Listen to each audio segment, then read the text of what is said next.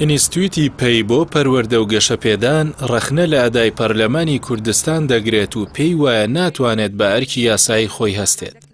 لەو چوارچێوەیەشدا دانپێدانانەکەی سەرۆکی پەرلەمان بە نمونە دەهێنێتەوە کاتێک وتی پەرلەمان لە زۆرینەیەکی مزەیەف پێکاتووە.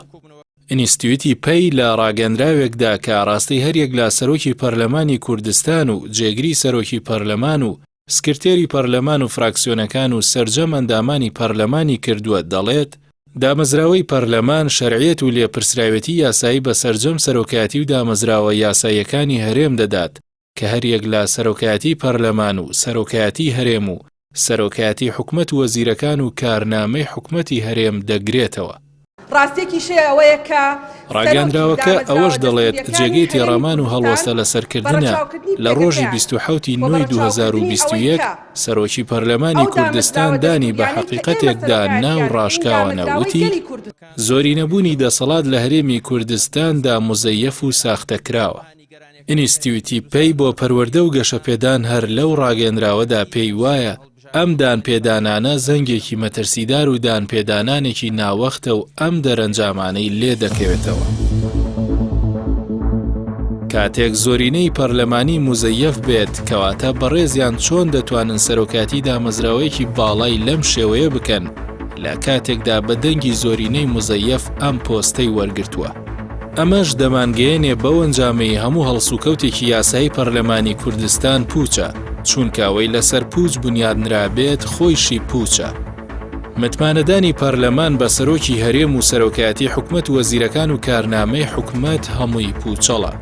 هەر لەبەرەوەش ئەم سەرۆکایەتی و فراکسیۆنانە تا ئێستا نەیانتوانیوە لێپرسینەوەیەکی یاسایی و جدی لە حکومەت بکەن لە کاتی قەیران و کێشەکاندا. کەواتە لە سەرزاری سەرۆکی پەرلەمان و هۆکاری سەرەکی قەیرانەکانی هەرێم ئەم دامەزراوە مزەیەفەیە، هەر بۆیەش نەیتوانیوە بە ئیشی حەقیقی خۆی هەستێت.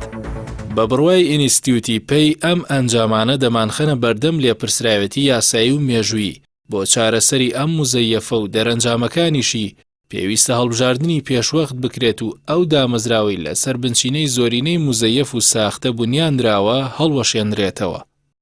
لە بەشێکی دیکەی ڕاگەاندراوەکەیدا ئینستیتوتی پێی بۆ پەروەردە و گەشەپێدان چەند پێشنیازێک بۆ چارەسەری دۆخی پەرلەمان دەخاتە ڕوو لەوانە لیژنەیەکی تەحقیقی بۆ دیاریکردنی هۆکارەکانی ئەم مزەیەفە و ڕێگری لە دووبارەبوونەوەی لە هەڵبژاردننی ئایندەدا پێک بێنرێت. کاراکردنەوەی دامەزراوەی کۆمیسیۆنی باڵای سربەخۆی هەڵبژاردن و ڕاپرسی کە 2 ساڵە ماوەی یاسایی بەسەر چووە و هیچ کاتێکیش بانگێژ نەکراون بۆ لێپرسینەوە لەسەر ئەو زۆرینە مزەیەفە.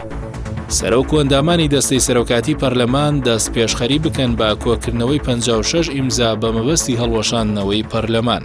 لە کۆتایی ڕاگەاندراوەکەیدا ئینستیتوتی پێی بۆ پەروەردە و گەشەپێدان دەڵێت ئێمە کە ئەرکمان چاودێری پەرلەمانی کوردستانە بە ئەرکی خۆمانی دەزانین بیری سەرۆکایەتی پەرلەمان و ئەندامانی بخەینەوە کە ئەوان نوێنەری پاراستنی ئیرادەی حەقیقی خەڵکی کوردستانن نەک پاراستنی ئیرادێکی مزەیەفکراوی خەڵک.